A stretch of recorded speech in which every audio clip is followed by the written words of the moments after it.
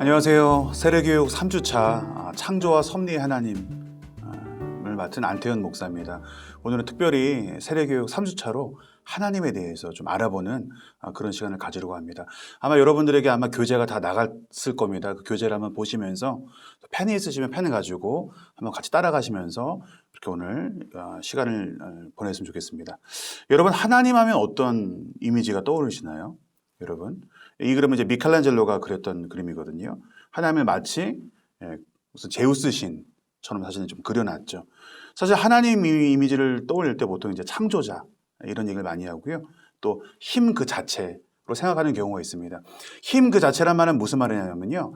하나님은 힘의 근원, 그러니까 모든 것을 하실 수 있는 힘이 있는 이제 그런 분이라는 이미지라는 거죠. 그래서 그걸 쉽게 말하면 전지전능이라고 말할 수 있어요. 전지는 모든 것을 알고 전능은 모든 것을 할 수 있는 걸 말하잖아요. 또 어떻게 얘기하냐면 하나님은 우리와 존재가 같지 않다고 생각합니다. 그리고 우리의 존재를 뛰어넘는 어떤 우리의 형상과는 다른 질적인 다른 존재라는 생각을 하게 됩니다. 그래서 보통 우리가 생각할 때 하나님 하면 막연히 이 세상을 창조하셨고 못하는 게 없으시고 다 아시고 또 우리의 존재랑 다른 우리 존재를 뛰어넘는 어떤 존재라고 생각하는 경우가 있거든요. 사실 이거에 대한 질문이 이제 있었죠. 그래서 모세가 하나님 이름이 뭡니까? 하나님의 존재에 대해서 물으셨죠. 하나님께서는 그 대답에 거부하십니다. 이 그림을 보면요, 하나님이 불꽃처럼 이제 형상이 돼요. 여러분, 불은 가까이 가서 만지면 어떻게 되죠? 화상을 입고 이제 심한 경우에 죽을 수도 있잖아요. 그러니까 하나님이라는 존재 자체가 우리가 규정할 수 없는, 가까이 가면 오히려 우리의 존재가 타버릴 수밖에 없는 그런 것. 그렇기 때문에 하나님께서는 자신의 이름, 자신의 존재에 대해서 대답을 거부하신다는 거죠. 쉽게 말하면 이거예요. 하나님은 인간에 의해서 규정되는 것을 거부하시는 거예요. 여러분, 이 차 혹시 아시는 분 있나요? 제가 중학교 때 나온 차인데요. 1990년대 유명했던 엘란트라라는 차예요. 굉장히 유명했던 차였고 이제 전 세계적으로 많이 수출이 된 차입니다. 근데 이 차가 유독이요, 중동 지방, 특별히 이스라엘에서는 이 차의 이름이 엘란트라에서 란트라로 바뀌게 돼요. 왜냐하면 여러분 아시겠지만 이스라엘에서 엘은 하나님을 뜻해요. 그러니까 하나님이나 신은 중동 땅에서 그 입으로 이렇게 이야기를 하면 그게 신성모독이 되거든요. 그래서 차 이름이요, 엘란트라에서 란트라로 바뀌게 되고 이렇게 해서 수출을 하게 됩니다. 그래서 여러분 다시 말씀드리지만 하나님 누구십니까? 하나님 어떤 분이십니까? 라고 질문할 때 하나님은 I am who I am. 나는 나다. 나는 스스로 있는 자라고 출애굽기 3장 14절에서 15절 그렇게 말씀하십니다. 그러니까 그것은 즉 하나님이 어떤 분이시라는 것에 대한 인간의 규정을 이제 거부하신 거죠. 왜냐하면 여러분 아시겠지만 하나님은 무한하신 분이고 인간은 유한하잖아요. 유한한 인간이 어떻게 무한한 하나님에 대해서 이야기할 수 있겠습니까? 어떻게 그분을 규정할 수 있겠습니까? 그래서 고대 이스라엘 사람들은 하나님을 여호와, 엘로힘, 아도니아, 엘 이렇게 표현했고요. 그것마저도 후반기로 갈수록 점점 더 사람의 입으로 말하기가 어려워서 산성, 반석, 구원, 강한 오른손, 지존자 이렇게 하나님을 표현하게 됩니다. 근데 여러분 성경은요, 이제 고대의 어떤 신관념을 뛰어넘어서 뭐라고 얘기하냐면요. 제가 한번 읽어보겠습니다.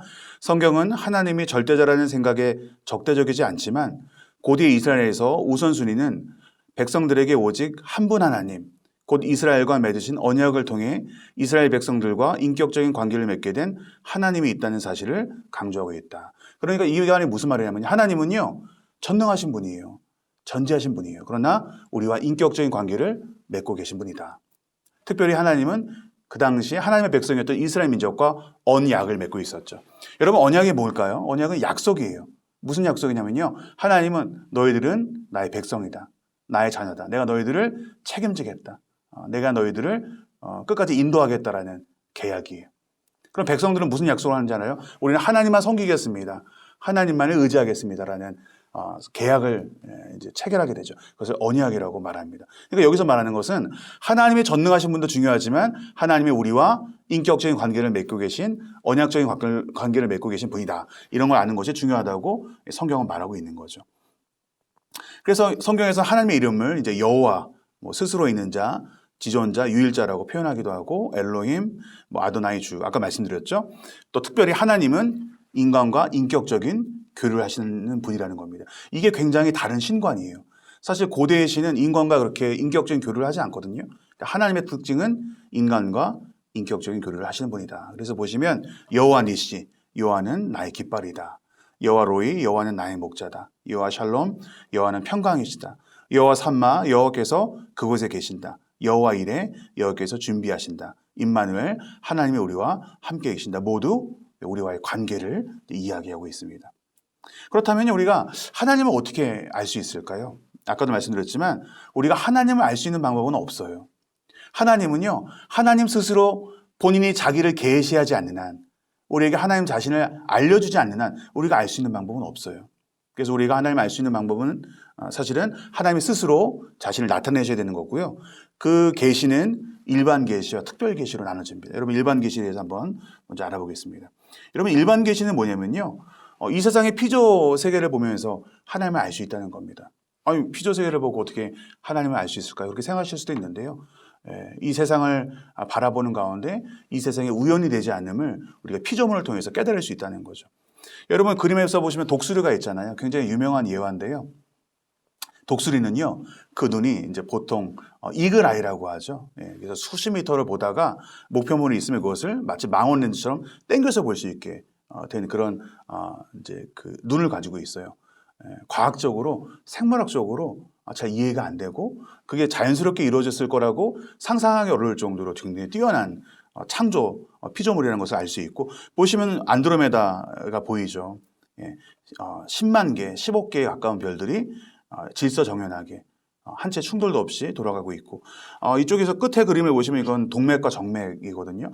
동맥과 정맥의 줄을 다 이렇게 늘어놓으면요, 지구 2바퀴 반을 돌 정도로 이 정맥, 이 인간의 핏줄이 굉장히 섬세하게 되어 있다는 거죠. 그래서 사실은 우리가 창조물만 잘 봐도 이 세상이 우연이 되지 않았다, 누군가 창조주가 있다는 것을 알 수 있다는 뜻입니다. 로마서 1장 20절에 이렇게 얘기해요. 창세로부터 그는 보이지 아니하시는 것들, 곧 그의 영원하신 능력과 신성이 그의 만드신 만물에 분명히 보여 알려졌나니 그러므로 그들이 핑계하지 못할지니라. 만물을 통해서 하나님의 창조에 대해서 말씀하시고 계신다고 합니다. 또 하나는요, 역사 속에서 하나님이 자신을 드러내셨어요. 그래서 여러분 출애굽했던 것들, 또 실제로 역사 속에서 하나님께서 개입하시고 그것도 이끌어 가시는 것을 우리는 성경을 통해서 또 여러 가지 역사책을 통해서 볼 수가 있습니다. 출애굽기 14장 13절에서 16절을 제가 한번 읽어보겠습니다.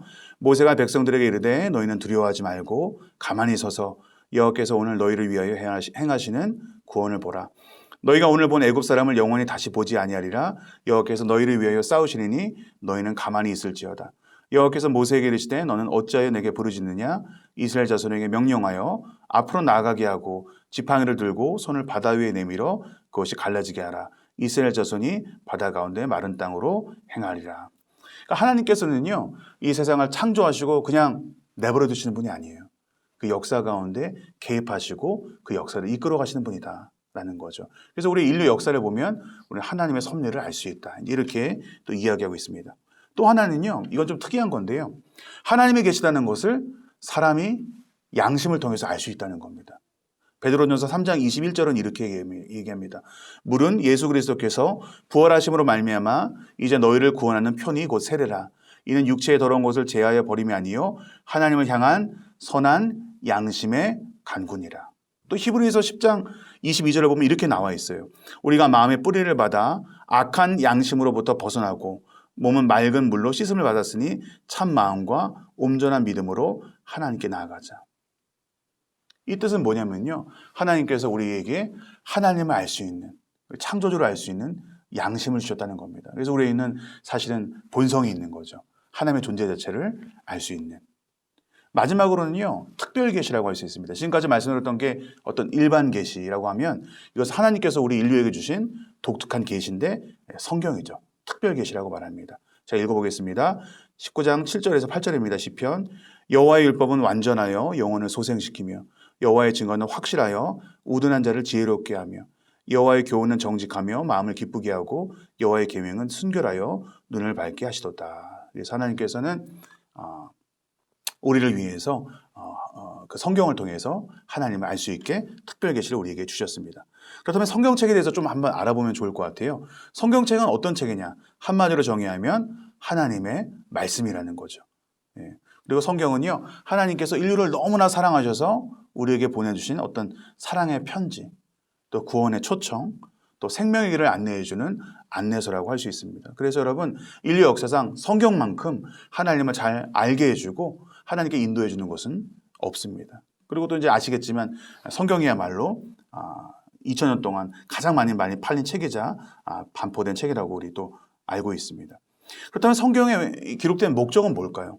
성경이 왜 쓰여졌던 걸까요? 한번 보시면 성경은 예수 그리스도를 증거하는 책입니다. 여러분, 성경이 무슨 책이냐? 한마디로 예수 그리스도를 증거하는 책이다. 그래서 요한복음 20장 31절에 이렇게 나와 있습니다. 오직 이것을 기록함은 너희로 예수께서 하나님의 아들 그리스도이심을 믿게 하려 하며 또 너희로 믿고 그 이름을 힘입어 생명을 얻게 하려 함이라. 여러분, 성경의 주인공은요, 예수 그리스도십니다. 구약 39권에서 이제 구약 39권, 그다음에 신약 27권 모두 다 예수 그리스도를 증언하고 있는 책이죠. 구약이 예수 그리스도를 예비한 책이라면 신약은 예수 그리스도를 증거한 책이라고 할 수 있습니다. 성경은 한마디로 예수 그리스도를 증거하는 책이다라는 겁니다. 두 번째입니다. 성경은요, 구원의 길을 알려주고 있어요. 디모데후서 3장 15절을 보면 또 어려서부터 성경을 알았나니 성경은 능히 너로 하여금 그리스도 예수 안에 있는 믿음으로 말미암아 구원에 이르는 지혜가 있게 하느니라. 우리가 어떻게 구원을 얻을 수 있냐? 성경 말씀을 통해서. 그 말씀을 가지고 우리 구원을 받을 수 있다는 거죠. 그래서 우리는 성경 말씀을 통해서 우리가 죄인인 것을 깨닫고 오직 예수 그리스도만이 우리의 구원자인 것을 이 성서를 통해서 이제 깨닫게 됩니다. 또 성경은 어떤 목적으로 이제 기록되었을까 중에서 성경이요, 우리의 삶 가운데 또 기준과 표준이 되는 것을 이제 알게 됩니다. 많은 사람들에게는 여러 가지 도덕적인 기준이 있거든요. 근데 우리에게 있어서는 분명한 기준이 바로 성경이라고 할 수 있습니다. 디모데후서 3장 17절은 이렇게 얘기해요. 이는 하나님의 사람으로 온전하게 하며 모든 선한 일을 행할 능력을 갖추게 하려 함이라 라는 거죠. 그래서 사실 우리가 하는 모든 신앙생활, 우리의 자녀 양육, 우리의 사회생활, 그 기준이 뭐냐? 성경 말씀이라는 겁니다. 사실은. 하나님의 말씀이 우리 인생의 기준이라는 거죠. 그래서 이 하나님의 말씀을 잘 갖고 있는 사람은요, 좌로우로 흔들리지 않아요. 어떤 핍박과 어려움 속에서도 흔들리지 않고 심지를 굳건히 지킬 수 있는 것이 바로 성서를 기준으로 삼을 때에만 그것이 가능하다 하겠습니다. 그렇다면 우리는 성경을 어떻게 또 이제 사용할 수 있을까요? 우리는 날마다 성경을 먹어야 하죠. 왜냐하면 성경이 우리의 영적 양식이기 때문입니다. 우리가 밥 한 끼, 두 끼만 안 먹어도 우리 육이 곤고하잖아요. 동일합니다. 우리가 하나님의 영적인 양식인 말씀을 먹지 않으면 우리 영혼이 피폐할 수밖에 없는 거죠. 그래서 마태복음 4장 4절에서 이렇게 말씀하십니다. 예수께서 대답하여 이르시되 기록되었으니 사람이 떡으로만 살 것이 아니요 하나님의 입으로부터 나오는 모든 말씀으로 살 것이라 하였느라 하시니. 그래서 여러분, 하나님의 말씀은 우리 영혼이 살 수 있는 생명의 양식 그 자체라는 거죠. 그래서 우리가 사실 날마다 하나님의 말씀을 가까이 하고 말씀을 붙들을 때에만 우리 영적으로 건강하게 살 수 있다고 말합니다. 또 우리가 성경을 어떻게 사용할 수 있나? 성경 공부를 할 때 우리가요, 하나님의 뜻을 알 수가 있어요. 여러분, 우리가 기도할 때도요, 우리의 마음으로 기도하는 게 아니고요, 말씀을 근거로 해서 기도해야 돼요. 왜냐하면 하나님의 뜻을 성경 말씀을 통해서 알 수 있기 때문에 그렇습니다. 사도행전 17장 11절은 이렇게 얘기합니다. 베레아에 있는 사람들은 데살로니가에 있는 사람들보다 더 너그러워서 간절한 마음으로 말씀을 받고 이것이 그러한가 하며 날마다 성경을 상고함으로. 그래서 여러분, 우리가 매일매일 말씀을 이렇게 묵상하는 가운데 우리의 삶을 하나님의 말씀에 조율해 나가는 거예요. 내 뜻대로 살아가는 것이 아니라 내 기분대로 살아가는 것이 아니라 그 말씀을 기준 삼고 그 말씀을 매일매일 묵상하는 가운데 그 말씀을 통해서 우리의 삶을 하나님과 조율해 나가는 것이라는 거죠. 또 성경은요, 우리의 삶에 적용할 수 있어야 됩니다. 여러분, 많은 사람들이 그저 성경을 옛날에 하나님의 위대한 일이 있었던 그냥 이야기로 끝내는 경우가 있어요. 아니요.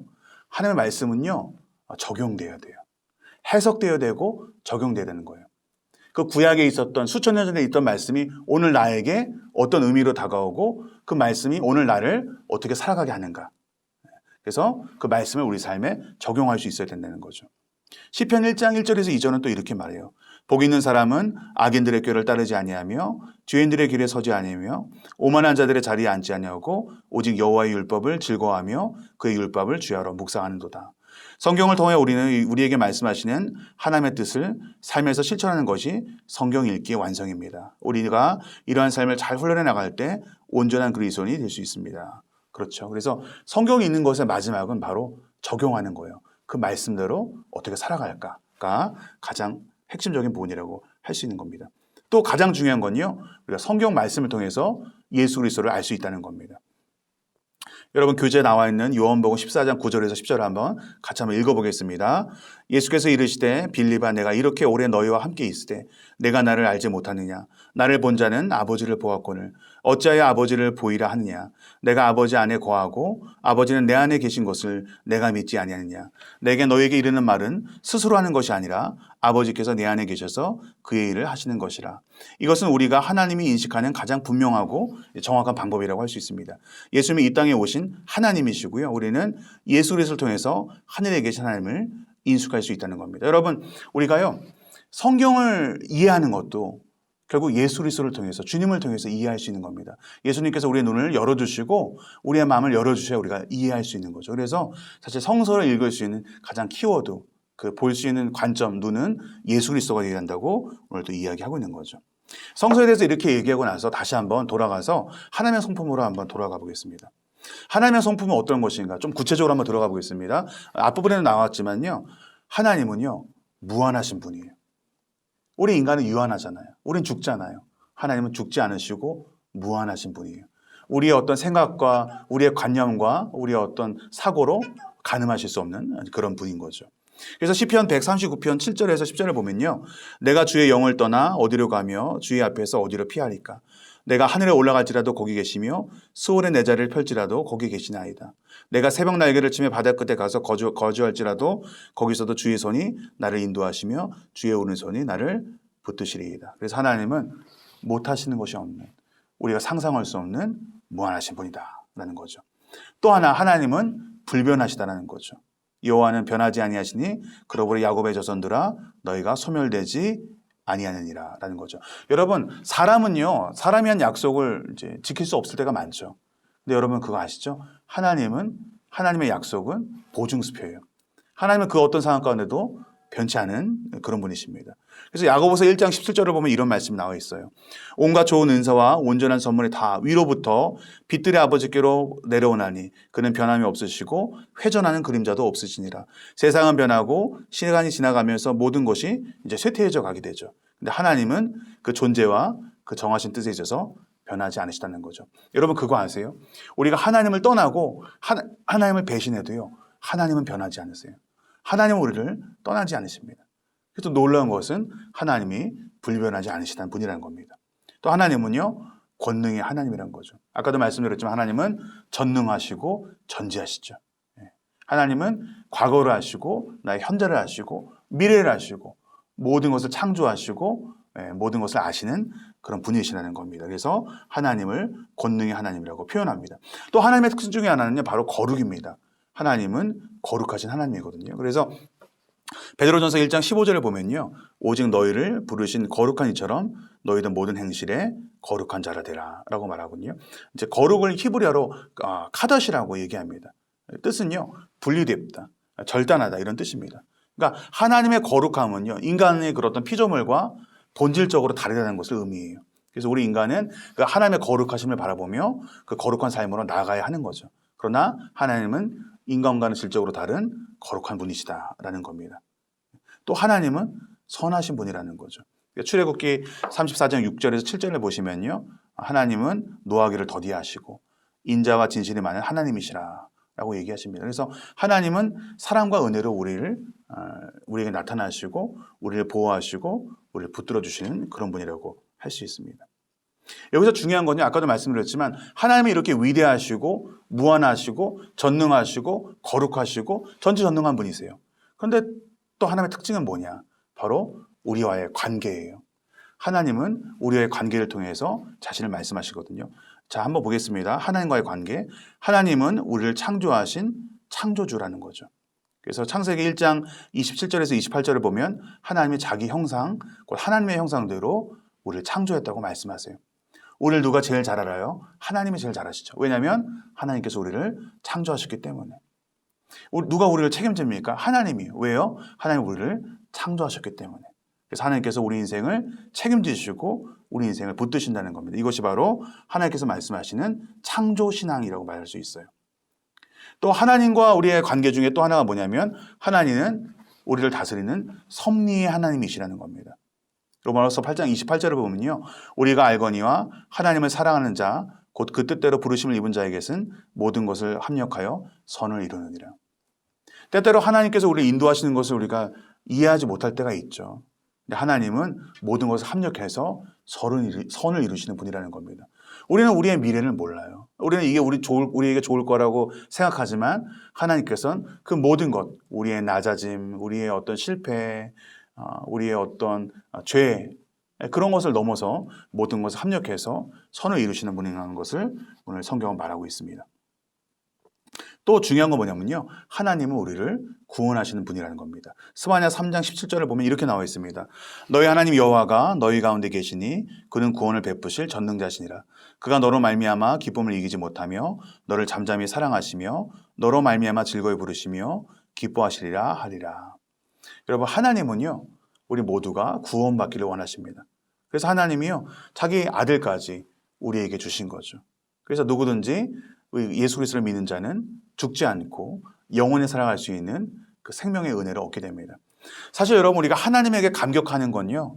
하나님의 천지를 창조하시거나 하나님에게 엄청난 능력이 있으시거나 기보다는 우리를 너무나 사랑하셔서 우리를 위해서 자기 아들을 죽이신 것, 우리를 위해서 자기 아들을 십자가에 대신 내어주신 것. 사실 이것이 우리를 감격하고 우리가 하나님 앞으로 나아가게 하는 거죠. 그래서 하나님에게 있어서 가장 큰 우리와의 관계의 속성은 하나님 우리를 너무나 사랑하시고 우리를 구원하시기 원하시는 분이다 라고 말씀할 수 있습니다. 마지막으로요. 하나님은 우리와 더불어 교제하길 원하십니다. 여러분 하다못해 우리가 맛있는 음식을 먹으면 또 사랑하는 사람이 생각나잖아요. 이거 나중에 내 아내랑 와서 먹었으면 좋겠다. 우리 남편이랑 먹었으면 좋겠다. 우리 애들 데리고 와서 이거 먹었으면 좋겠다. 우리도 그런 생각이 들잖아요. 하나님은요. 우리와 교제하시기 원하세요. 하나님 우리의 문을 이렇게 두드리시는 거죠. 얘야 내가 너한테 들어가서 너와 함께 교제하면서 너와 함께하고 싶다. 이렇게 말씀하시는 겁니다. 여러분 하나님은 우리와 교제하시면서 우리를 또 존중하시면서 우리를 이끌어 가시길 원해요. 왜 그러냐? 사랑하시기 때문에 그렇습니다. 네, 마지막으로 하나님의 관계에 있어서 하나님은 우리를 통해서 영광 받으시기 원하시는 분이라는 겁니다. 여러분 많은 사람들이 이런 얘기를 해요. 하나님한테 영광 돌리면 저희 뭡니까? 저희는 하나님께 영광 돌리는 그런 도구에 불과합니까? 그렇게 얘기하는 사람이 있어요. 잘 모르셔서 그러는 거예요. 우리가 하나님께 영광 돌리면요. 하나님께서 주시는 영광이 있어요. 그게 진짜 영광이에요. 우리가 추구하는 영광은 그냥 사그라드는 영광이거든요. 근데 우리가 하나님께 영광 돌릴 때 하나님께서 주시는 영광, 그것이 참된 영광이라고 성경은 말하고 있습니다. 여러분 우리에게 있어서 하나님은 어떤 분이실까요? 아까도 말씀드렸지만 하나님은 전지전능하시고 못하는 게 없으시고 힘 그 자체이시고 모든 것을 섭리하시는 분이기도 하죠. 천지를 창조하신. 근데 여러분 그 하나님은 우리를 너무나 사랑하셔서 자기 아들을 우리에게 주신 사랑의 하나님입니다. 여러분 그것을 꼭 기억하시고 하나님께서 우리를 너무나 사랑해서 자기 아들을 주셨다는 것을 기억하고 하나님만을 의지하고 나아가는 저와 여러분이 됐으면 좋겠습니다. 오늘 우리가 이야기 나눴던 것들 한번 그 교재를 또 펜으로 한번 다시 한번 읽어보시고 또 표시하면서 하나님이 누구신지 깨닫는 그런 세례 3주차 교육이 됐으면 좋겠습니다. 네, 마치겠습니다. 감사합니다.